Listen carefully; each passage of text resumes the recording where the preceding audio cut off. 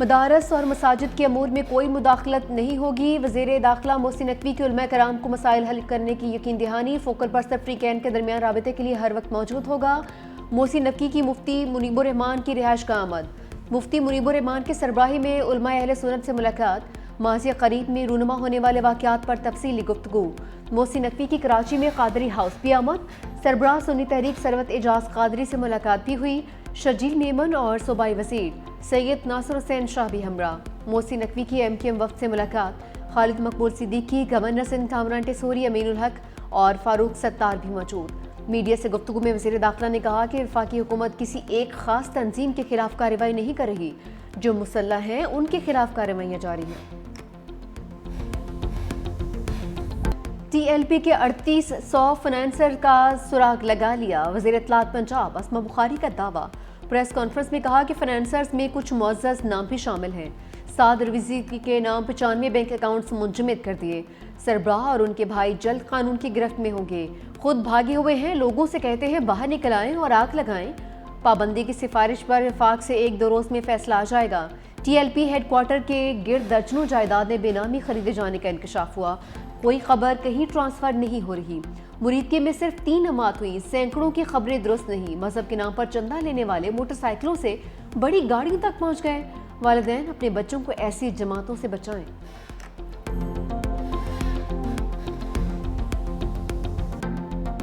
سہیل بزدار لگایا گیا ہے، دنستہ لگایا گیا ہے، سوچ سمجھ کے لگایا ہے۔ کم عقل اور بچگانہ سوچ والا بندہ لگایا جائے، اپنے بانی کو خوش کرنے کے لیے بیانات اور اس طرح کے ڈرامے کرے۔ اگر آپ کو یہ بلٹ پروف پسند نہیں آئی تھی تو وزیر اعلیٰ صاحب اپنی بلٹ پروف جو بڑی مہنگی ہے وہ دے دیتے نا۔ وفاق کو آپ کو گاڑیاں دینے کی ضرورت ہی نہ پڑتی اگر آپ بھی پنجاب اور سندھ کی طرح اپنی گاڑیاں خرید چکے ہوتے۔ طلال چودھری نے وزیر اعلیٰ خیبر پختونخوا سہیل آفریدی کو بزدار کا لقب دے دیا۔ کہا یہ بزدار سوچے سمجھے منصوبے کے تحت لگایا گیا۔ وزیر اعلیٰ کو بدلنے سے دہشت گردی کے خلاف جنگ نہیں رکے گی۔ خیبر پختونخوا کو دی گئی ایک بلٹ پروف گاڑی کی قیمت 10 کروڑ روپے ہے۔ گاڑیاں واپس کرنے سے پولیس کو جو نقصان ہوگا اس کی ذمہ دار صوبائی حکومت ہوگی۔ اگر یہ گاڑیاں پسند نہیں تو وزیر اعلیٰ اپنی بلٹ پروف گاڑیاں دے دیتے۔ خیبر پختونخوا کے وزیر اعلیٰ نے اب تک کوئی عوامی منصوبہ پیش نہیں کیا۔ ان کا ایجنڈا کچھ اور ہے۔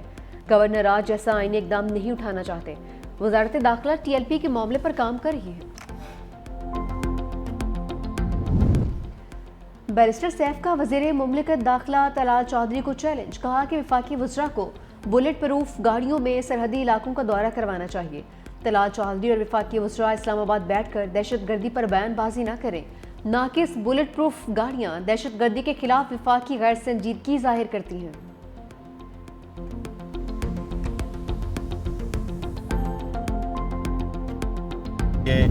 جو گاڑیاں دی گئی تھی وہ شاید یو این کی پہلی استعمال میں کوئی گاڑی آتی جس پہ کے پی کے کی حکومت نے یہ سمجھا ہے، اور میرا خیال ہے ان کے ایکسپرٹس نے ضرور یہ کہا ہوگا کہ ان کی جو ریکوائرمنٹ ہے یا پولیس کی جو استعداد بڑھانے کے لیے ہم اپنی گاڑیاں جو پرووائڈ کرتے ہیں یہ اس کی کیپیبلٹی وہ نہیں تھی، اس لیے انہوں نے یہ فیصلہ کیا کہ ہم اس کو واپس کریں گے۔ معلوم ہوا ہے جو گاڑیاں دی گئیں وہ یو این کے استعمال میں تھیں۔ بیرسٹر گوہر کہتے ہیں وفاقی حکومت کی ذمہ داری ہے خیبر پختونخوا کو بہترین گاڑیاں فراہم کرے۔ وزیر اعلیٰ کی بانی سے ملاقات نہ ہوئی تو مختصر کابینہ بنائیں گے۔ پوری کابینہ کی توسیع کے لیے بعد میں بانی پی ٹی آئی سے اجازت لی جائے گی۔ وزیر اعلیٰ خود دیکھیں گے کون زیادہ اہل ہے۔ امید ہے ہائی کورٹ کی اجازت سے وزیر اعلیٰ کی ملاقات ہو جائے گی۔ اسد کیسر کہتے ہیں وفاقی حکومت نے کچھ ناکارہ گاڑیاں خیبر پختونخوا پولیس کو دیں۔ ایک منسٹر نے اس پر بات کی، میں اس کا نام بھی نہیں لینا چاہتا۔ این ایف سی ایوارڈ کے مطابق ہمارے شیئرز ہمیں دیے جائیں۔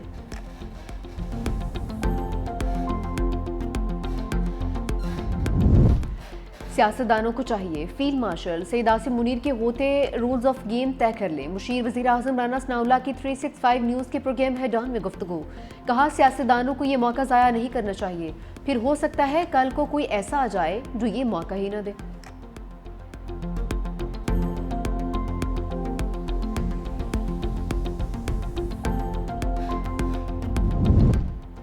زمین لرز اٹھی، ملک کے کئی شہروں میں زلزلہ۔ اسلام آباد، راولپنڈی، سوات، منسہرہ، ملاکنڈ اور بٹگرام میں زلزلے کے جھٹکے۔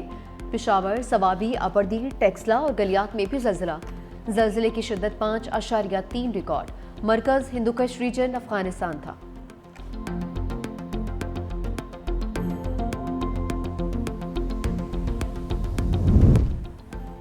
سیمی کنڈکٹر پاکستان کے مستقبل اور نوجوان نسل کا منصوبہ ہے. وزیر اعظم شہباز شریف قاسم اسلام آباد میں قومی semiconductor programme inspire initiative کا اجرا کر دیا. کہا سیمی کنڈکٹر کا منصوبہ انتہائی اہمیت کا حامل ہے.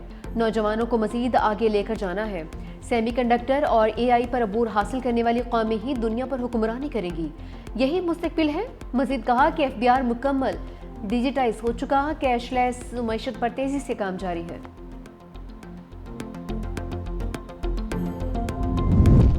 پی ٹی آئی نے محمود خان اچکزئی کو قائد حزب اختلاف نامزد کر دیا. اپوزیشن نے درخواست سیکرٹری قومی اسمبلی کے دفتر میں جمع کروا دی.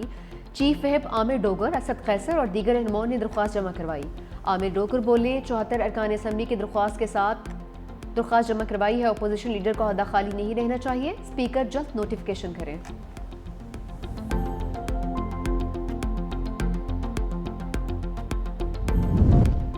نون لیگ نے آزاد کشمیر کی حکومت سے خود کو آزاد کر لیا. صدر نون لیگ آزاد کشمیر شاہ غلام قادر کہتے ہیں پارٹی نے فیصلہ کیا ہے اب انوار الحق حکومت کا حصہ نہیں رہیں گے. نون لیگ آئندہ سے اپوزیشن کی حیثیت سے اپنا آئینی اور جمہوری کردار ادا کرے گی. پیپلز پارٹی تحریک عدم اعتماد لاتی ہے تو یہ ان کا آئینی حق ہے. مسلم لیگ نون کسی نئی حکومت کے قیام میں شریک نہیں ہوگی.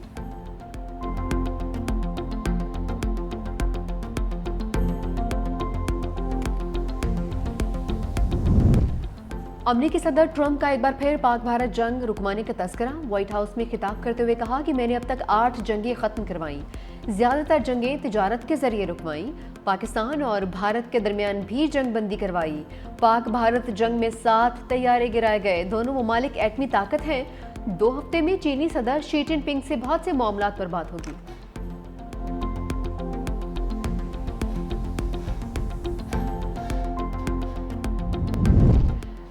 تحریک تحفظ آئین پاکستان کے نام سے سیاسی اتحاد کی رجسٹریشن معمہ بن گئی. الیکشن کمیشن میں سیاسی اتحاد کی رجسٹریشن کی درخواست پر سماعت. تینوں درخواست گزاروں نے درخواست سے لا تعلقی کا اظہار کر دیا. معمر پنجاب نے کہا کہ ہم نے خود سے تو نوٹس جاری کیا نہیں, کسی نے تو درخواست دی ہوگی. درخواست ہمارے پاس پاکستان امن تحریک کے لیٹر ہیڈ پر آئی ہے. اس درخواست کا فرانزک ہونا چاہیے. اگر غلطی سے درخواست دی ہے تو معافی مانگ لیں. درخواست دی تھی اور اب ڈر گئے ہیں تو واپس لے لیں ورنہ کارروائی ہوگی. درخواست گزاروں نے ہاتھ سے لکھی گئی درخواست جمع کرواتے ہوئے ابتدائی درخواست واپس لے لی.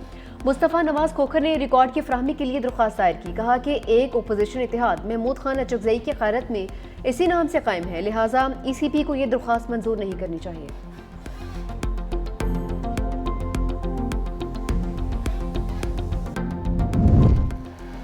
قانون میں سپریم کورٹ کا اختیار درج ہے, بینچ کا نہیں. جسٹس جمال خان مندوخیل کی ریمارک. سپریم کورٹ کے آئینی بینچ میں 26ویں آئینی ترمیم کے خلاف درخواستوں پر سماعت. جسٹس مسرت ہلانی نے کہا کہ آئین میں ترمیم ہو چکی, اس کے مطابق آئینی بینچ بن چکا. ہم کس طرح سے 191A کو بائی پاس کرتے ہوئے سب کو بٹھا لیں. وکیل شبہ رضوی نے دلائل دیتے ہوئے یہ کہا کہ بینچ کو اختیارات ملنے سے سپریم کورٹ کے اختیارات کم نہیں ہوئے. آپ کے پاس 2 عہدے ہیں, آپ سپریم کورٹ بھی ہیں اور آئینی بینچ بھی. کنفیوژن یہ ہے کہ عدالت کی جگہ بینچ کا نام ڈال دیا گیا ہے. جسٹس جمال خان مندوخیل نے کہا آپ شاید یہ کہنے کی کوشش کر رہے ہیں کہ بینچز کا اختیار نہیں, فل کورٹ کا ہے. جسٹس محمد علی مظہر نے کہا کہ رول میں فل کورٹ پہلے بھی نہیں ہوتا تھا, ماضی میں ماسٹر آف روسٹر کے مطابق فیصلے ہوتے تھے. جسٹس امین الدین خان نے کہا آپ کہہ رہے ہیں کہ ہم ان ججز کو اختیار دیں جن کے پاس قانون کے مطابق اختیار نہیں. وکیل شبہ رضا رضوی نے موقف اپنایا کہ 191A کو آئین کی دیگر شقوں کے ساتھ ملا کر پڑھنا ہوگا.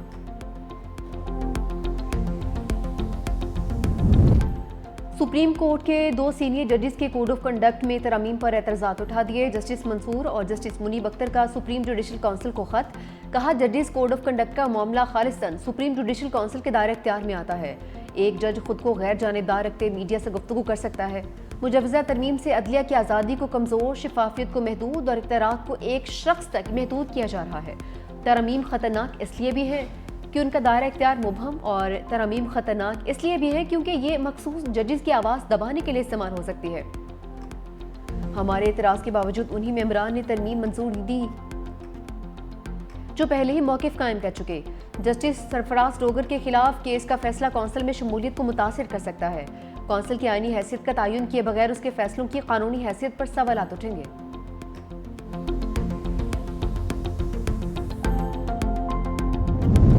اسرائیل کے جنگ بندی معاہدے کی مسلسل خلاف ورزیاں، غزہ سمیت مقبوضہ علاقوں پر حملے، 4 فلسطینی شہید۔ حماس نے ایک اور اسرائیلی یرغمالی کی لاش حوالے کر دی۔ مزاحمتی تنظیم اب تک 13 یرغمالیوں کی لاشیں واپس کر چکی۔ اسرائیل کی یقین دہانی کے باوجود رفح بارڈر تاحال بند، امدادی ٹرکوں میں لمبی قطاریں، فلسطینی خوراک اور کھانے پینے کی اشیاء سے محروم۔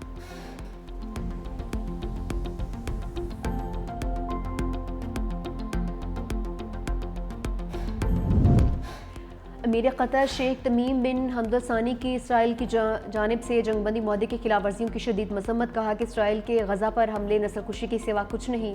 عالمی برادری کو فلسطینی عوام کے تحفظ کے لیے مؤثر کردار ادا کرنے کی ضرورت ہے۔